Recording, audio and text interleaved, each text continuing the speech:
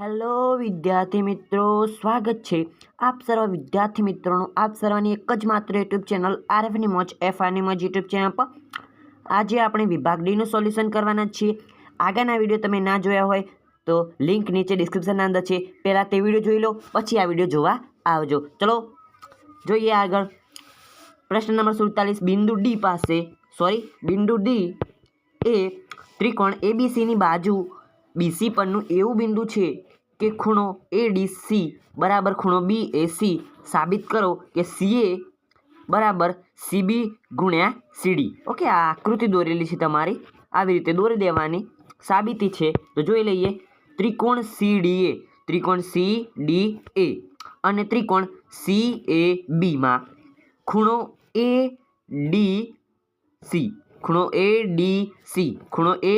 ADC okay, અને ખૂણો BAC પક્ષ બરાબર છે। ઓકે, પક્ષ લખ્યો છે આગળ, જે તમને રકમની અંદર જ આપેલો છે આગળ। તો ખૂણો એસીડી બરાબર ખૂણો બીએસી એક જ ખૂણો છે। ખૂખું શરત પરથી એકરૂપ થાય છે ખૂણો સીડીએ અને ખૂણો સીએબી। ઓકે, સીડી ભાગ્યા સીએ બરાબર સીએ ભાગ્યા સીબી। સીબી ડોટ સીડી બરાબર CA dot CA. CA square is equal to CB dot CD. Okay, આ સાબિત થઈ ગયું। આગળ જો થેલ્સનો પ્રતીપ પ્રમેય લખો અને સાબિત કરો। વિદ્યાર્થી મિત્રો, અહીંયા જે લખેલો છે સમપ્રમાણતાનો નિયમ છે। થેલ્સનો સમપ્રમાણતાનો અથવા તો થેલ્સનો પ્રમેય લખો તો તમારે સમપ્રમાણતાનો પ્રમેય લખવાનો ને જો થેલ્સનો પ્રતીપ પ્રમેય કહે તો તમારે બીજો જે પ્રમેય હું તમને બતાવું એ પ્રમેય લખવાનો રહેશે। ઓકે, પરંતુ પહેલાં મેં સમપ્રમાણતાનો એટલા માટે લખ્યો છે કે બંને વચ્ચે તમને ભેદ ખબર પડી જાય। તો પહેલાં આપણે સમપ્રમાણતાનો નિયમ જોઈ લઈએ। ઓકે, તો એકચ્યુઅલી જવાબની અંદર આ જવાબ નહીં આવે, પરંતુ જવાબની અંદર આ પ્રમેય આવશે। હું તમને દેખાડી દઉં ક્યાં ગયો। ઓકે, આ રહ્યો, આ લખેલું એ થેલ્સનો પ્રતિપ્રમેય છે, આ લખેલો છે એ, પરંતુ આપણે પહેલાં સમપ્રમાણતાનો નિયમ જોઈ લઈએ કારણ કે એ પણ જરૂરી છે। થેલ્સનો પ્રતિપ્રમેય એટલો બધો પૂછાતો નથી, પરંતુ સમપ્રમાણતાનો નિયમ પૂછાવાની પૂરેપૂરી શક્યતા રહેલી છે। જો કોઈ ત્રિકોણની એક બાજુને સમાંતર દોરેલી રેખા બાકીની બે બાજુને ભિન્ન બિંદુમાં છેદે તો તે બાજુઓ પર કપાતા રેખાખંડો તે બાજુઓનું સમપ્રમાણતાની અંદર વિભાજન કરે છે। જોઈ શકો છો વિદ્યાર્થી મિત્રો, આ છે આકૃતિ। ઓકે, ત્રિકોણ એબીસી ઓકે, એની અંદર અહીંયા લખેલું છે કે જો કોઈ ત્રિકોણની એક બાજુ એટલે કે આ બીસીને સમાંતર એલ દોરેલી રેખા બાકીની બે બાજુઓને ભિન્ન બિંદુ ડી અને ઈની અંદર છેદે છે તો તે બાજુ પર કપાતા રેખાખંડો આ રેખાખંડો અને આ રેખાખંડો તે બાજુનું એટલે કે એબી અને એસીનું સમપ્રમાણ એટલે કે સરખા પ્રમાણની અંદર શું કરે છે? વિભાજન। પક્ષ જોઈ લઈએ। પક્ષની અંદર આપણે એવું જ લખવાનું છે કે ત્રિકોણ એબીસી છે, એની અંદર બીસી સમાન એલ છે અને એબી અને એસીને અનુક્રમે ડી અને ઈના અંદર છેદે છે। સાધ્ય બરાબર એડી ભાગ્યા બીડી બરાબર એ ભાગ્યા ઈસી। ઓકે, સાબિતી બીઈ અને સીડીને જોડો અને ઈએન લંબ એબી અને ડીએમ લંબ એસીને રચવાનું છે। ત્રિકોણનું ક્ષેત્રફળ બરાબર 1/2 ગુણ્યા પાયો ગુણ્યા વેધ। ત્રિકોણ એડીઈનું ક્ષેત્રફળ બરાબર 1/2 ગુણ્યા એડી ગુણ્યા ઈએન। ઓકે, અને બીડીઈનું ક્ષેત્રફળ બરાબર 1/2 બીડી ગુણ્યા ઈએન। પીવાની નહીં લે। ત્રિકોણ એડીઈનું ક્ષેત્રફળ બરાબર 1/2 ગુણ્યા એડી ગુણ્યા ઈએન। ત્રિકોણ બીડીઈનું ક્ષેત્રફળ બરાબર 1/2 ગુણ્યા બીડી ગુણ્યા ઈએન। ઓકે, તો 1/2 ઉડી ગયા, ઈએન ઉડી ગયા, એડી ગુણ્યા બીડી। અરે આ તને કેટલી વખત કહેવાનું? પીવાની નહીં। ચલો આગળ, તેમજ ત્રિકોણ એડીઈનું ક્ષેત્રફળ બરાબર 1/2 ગુણ્યા એઈ ગુણ્યા ડીએમ। ઓકે, ત્રિકોણ સીડીનું ક્ષેત્રફળ બરાબર 1/2 ગુણ્યા ઈસી ગુણ્યા ડીએમ। ઓકે, વચ્ચે કહે તો આડી લીટી એટલે ભાગાકાર કરવાનો। ઓકે, એડીઈનું ક્ષેત્રફળ બરાબર 1/2 ગુણ્યા એઈ ગુણ્યા ડીએમ, સીડીનું ક્ષેત્રફળ બરાબર 1/2 ગુણ્યા ઈસી ગુણ્યા ડીએમ। ઓકે, એઈ ભાગ્યા ઈસી 1/2 ઉડી જશે, ડીએમ ઉડી જશે, આપણે બીજું પરિણામ મળ્યું। આગળ જોઈએ। આગળ ખાલી આ વાક્ય તમારે ગોખી લેવાનું, બાકી તમને પૂરેપૂરો પ્રમેય તો સહેલાઈથી આવડી જશે। ત્રિકોણ બીડીઈ અને સીડીએ એક જ પાયા ડીઈ તમને બતાવી દઉં। ત્રિકોણ કયું કીધું? બીડીઈ અને સીડીઈ એક જ પાયા ડીઈ પર આવેલ હોવાથી અને કેટલે ગયું ઓકે પર એટલે કે એના પર આવેલા ડી ઉપર આવેલ હોવાથી અને બીસી સમાંતર એલ હોવાથી ની વચ્ચે આવેલ હોવાથી સમક્ષેત્ર છે. તો બીડીનું ક્ષેત્રફળ બરાબર સીડીનું ક્ષેત્રફળ થાય. 1, 2 અને 3 પરથી એડી ભાગ્યા બીડી અને એસી ભાગ્યા ઈસી. ઓકે, આપણો પ્રમેય પૂરો. આગળ 49મો પ્રશ્ન જોઈ લઈએ, પછી હું તમને તે પ્રશ્નનો સાચો જવાબ કહી દઉં. થેલ્સના પ્રતિપ્રમેય વિશે તમને બતાવી દઉં. ઓકે, જેના વર્ગોનો સરવાળો 365 થાય એવી બે ક્રમિક ઘન પૂર્ણાંક સંખ્યાઓ શોધો. બે ક્રમિક ઘન પૂર્ણાંક. તો બે ક્રમિક ઘન પૂર્ણાંક તો પહેલી પૂર્ણાંક આપણે એક્સ ધારીએ અને બીજી x+1 ધારતા વર્ગોનો સરવાળો 365. તો x² પ્લસ x+1 નો વર્ગ બરાબર 365. આનું સાદું રૂપ આપી દઈએ. x² વત્તા જે કહે ને કે a વર્ગ પ્લસ 2ab પ્લસ b એ નિત્યસમ વાપરીને x² વત્તા 2x વત્તા 1 બરાબર 365. 365ને આ સાઈડ લાવી જાઉં બરાબરની આ સાઈડ. તો x² વત્તા 2x પ્લસ 1 માઇનસ 365 બરાબર 0. આગળ 2x પ્લસ 2x. ઓકે, આ બંને એક્સને ભેગા કર્યા એટલે 2x² પ્લસ 2x અહીંયા 1 માઇનસ 265 બરાબર માઇનસ 364 બરાબર 0. બધાને 2 વડે ભાગીએ.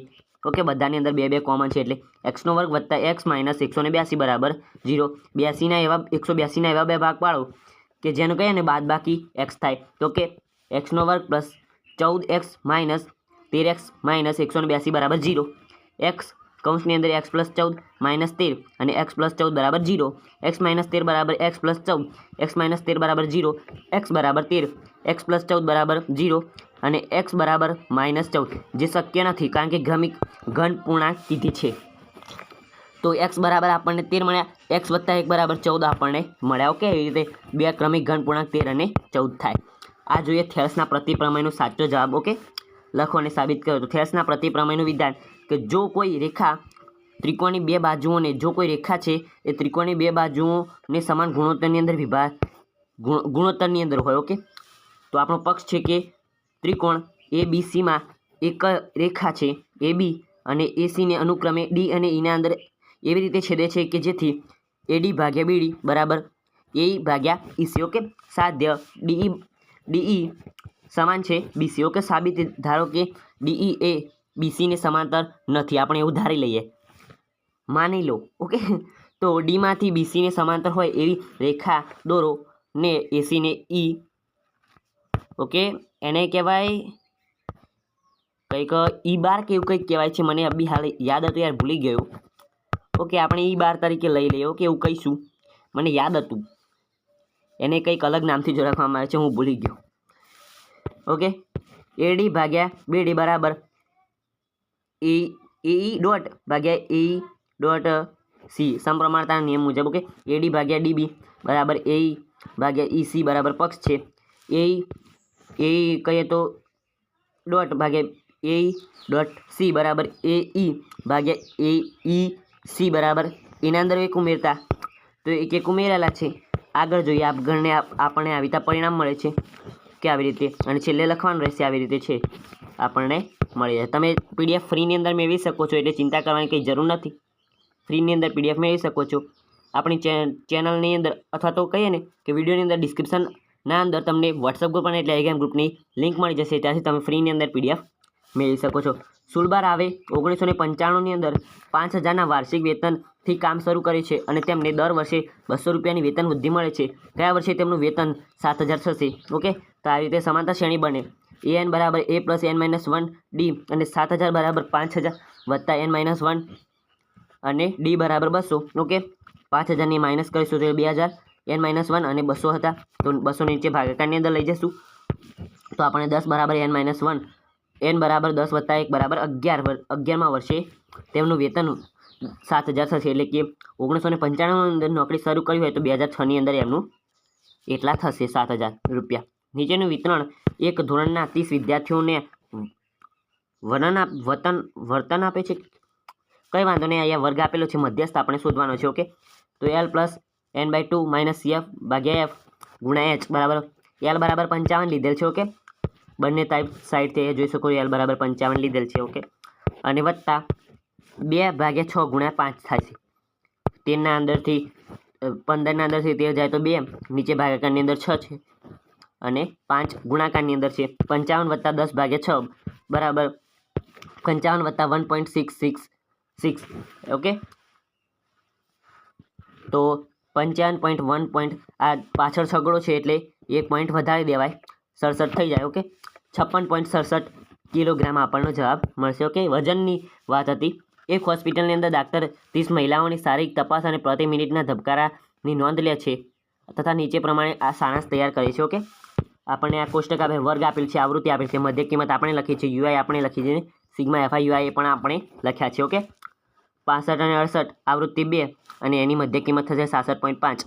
અને એના અંદર 3-3નો ગેપ છે, યા તો આપણે 3-3નો ગેપ મૂકતા હશે. 66.5, 67.5, 72.5, 75.5, 78.5, 81.5 અને 84.5. ઓકે, યુઆઈ બરાબર અહીંયાથી 0 0, અહીંયા 0 0, સિગ્મા એફઆઈ યુઆઈ બરાબર -1 -2 -3 1 2 3. ઓકે, અહીંયા -1નો 3 સાથે ગુણાકાર બરાબર -3, -2નો 4 સાથે ગુણાકાર બરાબર -8, -3નો 2 સાથે ગુણાકાર બરાબર -6. એવી જ રીતે 7નો 1 સાથે ગુણાકાર 7, 4 દૂના 8, 3 દૂના 6. ઓકે, કુલ મિલાઈને અહીંયા 21 થશે અને આ 17, તો -17 + 21 બરાબર આપણને મળશે +4. ઓકે, તો જોઈએ મધ્યક એ પ્લસ સિગ્મા એફઆઈ યુઆઈ ભાગ્યા સિગ્મા એફઆઈ ગુણ્યા h બરાબર સિગ્મા એ બરાબર આપણને 75.5 લીધેલ છે, અહીંયા જોઈ શકો છો, વત્તા સિગ્મા એફઆઈ યુઆઈ બરાબર આપણને 4 મળ્યા છે, સિગ્મા એફઆઈ બરાબર 30 અને ગુણાકારની અંદર h હતા 3, 30 ઉડી ગયા એટલે 10 નીચે વધશે. 4/10 બરાબર 75.5 બરાબર 0.4, તો આપણને જવાબ મળશે 75.9. ઓકે, એક ખોખાની અંદર 1 થી 90 સુધીના અંક લખેલી 90 ગોળ તકતીઓ છે. જો ખોખાની અંદર એક ગોળ તકતી યાદચ્છિક રીતે કાઢવામાં આવે તો તેના પર 2 અંકની સંખ્યા હોય, પૂર્ણ વર્ગ સંખ્યા હોય, 5 વાળી વિભાજ્ય સંખ્યા હોય અને પૂર્ણ ઘન સંખ્યા હોય, તેની સંભાવના શોધવાની. ધારો કે ઘટના એ 2 અંકની સંખ્યા હોય તો P ઓફ A બરાબર 2 અંકની સંખ્યા કેટલી? 1 થી 90 છે, તો 1 થી 9 કાઢી લેવાની, એટલે 1 થી 9 બરાબર 9 સંખ્યા આપણને મળી. 90ના અંદરથી 9 કાઢીએ તો 81 ભાગ્યા 9 બરાબર 9 9 81 ને 9 દાન 90. ઓકે, તો આપણને 9 ઉડી જશે એટલે આપણને જવાબ મળશે 9/10. એવી રીતે આગળ જો ઘટના બી હતી કે પૂર્ણ વર્ગ સંખ્યા, તો પૂર્ણ વર્ગ સંખ્યા તો 1નો વર્ગ બરાબર 1 જ, 2નો વર્ગ 4, 3નો વર્ગ 9, 4નો વર્ગ 16, પછી 5નો વર્ગ 25, 6નો વર્ગ 36, 7નો વર્ગ 49 અને 8નો વર્ગ 64 અને 9નો વર્ગ 81 અને 10નો વર્ગ 100 થશે. ઓકે, તો આપણને 9 કુલ સંખ્યા મળી, જે 90ની અંદર આપણે શોધવાની છે કે 90ના અંદર કેટલી પૂર્ણ વર્ગ સંખ્યા હોય, તો આપણે 90 સુધી જઈશું એટલે 81, એટલે 9 મળી સંખ્યા કે જેનો પૂર્ણ વર્ગ છે. ઓકે, તો 9/90. ઓકે, તો 9 એકા 9 અને 9 દાન 90. ઓકે, તો 1/10 આપણને જવાબ મળશે. એ જ રીતે ધારો કે ઘટના C એ 5 વડે વિભાજ્ય સંખ્યા, તો 90 ને 5 વડે ભાગી કાઢો, 5 એકુ 5, 4 વધ્યા 8 પંચા 40, 18 સંખ્યા મળી કુલ, તો 18/90, તો 18 એકા 18 અને 18 પંચા 90, 1/55 આપણને જવાબ મળે. ઘટના D કે ધારો કે પૂર્ણ ઘન સંખ્યા મળે, તો 1નો ઘન બરાબર 1 ને 3 એકડા ગુણ્યા એકડા બરાબર આપણને 1 મળશે. એવી જ રીતે 3 બગડા પૂર્ણ ઘન એટલે ઓકે, 2 × 2 4, 4 × 2 8. એ જ રીતે 3નું કરીએ, 3 તગડા, 3 તરી 9, 9 તરી 27, 4 ચોગડા, 4 ને 3 ચોગડા. ઓકે, ચોગું 16 અને આગળ જોઈ લઈએ. ઓકે, તો વિદ્યાર્થી મિત્રો 3 ચોગડા એટલે 4 4 4 એટલે કે ચોગું 16, 6 64, 16 64. ઓકે, અને 5 વખત પાંચડા એ 3 વખત કહીએ તો 5 × 25, 25 × 5 બરાબર 125 થાય, એટલે એ 90થી વધી જાય એટલે આપણે કુલ પૂર્ણ ઘન સંખ્યા 4 મળી.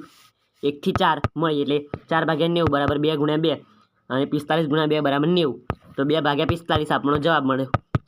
ઓકે, આગળ જોઈ લઈએ. એક સિક્કો 3 વખત ઉછાળવામાં આવે છે, નીચેની સંભાવના શોધો.